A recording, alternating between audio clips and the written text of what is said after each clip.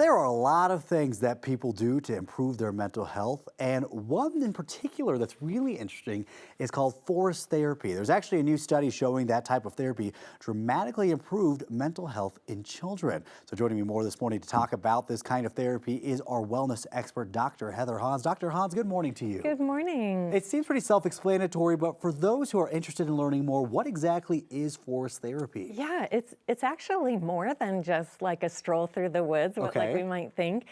It is based in a Japanese practice where you immerse yourself in the atmosphere of nature. So it's not meant to be exercise. That can actually dull your senses, some of your senses when you're exercising, but you just go through on these certified trails. They're about a mile long, flat. They have access to water, all different types of trees. And there are prompts on them saying things like inhale deeply, touch a tree, listen to water, close your eyes, which can activate your other senses, you know, when you close your eyes. And then there are these certified guides who also tell you the wellness benefits. Like, for example, pine trees emit a aromatherapy essential oil that's really has some calming effects. And there are a couple dozen certified in the U.S. and around the world. Unfortunately, none are in Colorado, but they just got about 40 new requests. And hey, we are in Colorado, so we can pretty much do it on our own. You just want to make sure you're not near a city or a highway because the soundscapes are also important. Okay, interesting. Is it more than just your five senses with this kind of therapy? Yes, so you're also supposed to kind of think about the bigger picture of life, and one of the ways to do that is by looking at the contrast between the sunlight and the shadows.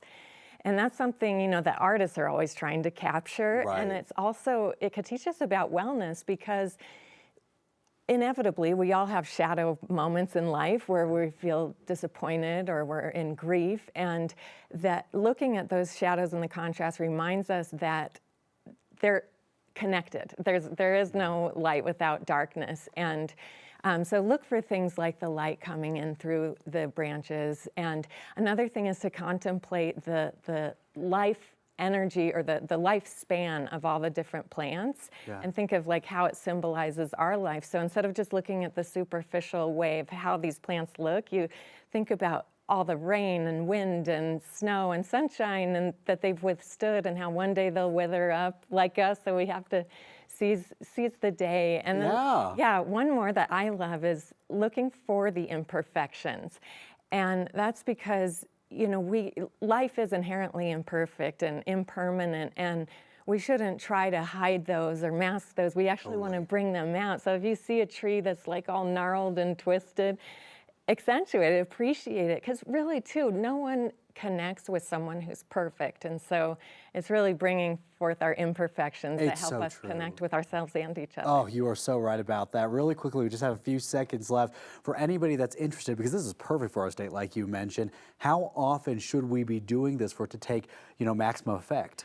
Yeah, so now there are even doctors and healthcare workers prescribing like 2 hours a week. This new study that just came out found out that 1 hour twice a week dramatically reduced anxiety in kids as well as their blood pressure and stabilized their mood. But honestly, just 20 minutes in nature will improve people's mental health. Oh boy, is that true. Oh my gosh, it feels so great to get outside. We're always looking for reasons to get outdoors. Well, I think this is a perfect one. Dr. Hans, thanks for being with us. Thank you, Appreciate it. And Ed, I think people are going to find a few good days if they want to try this out this week.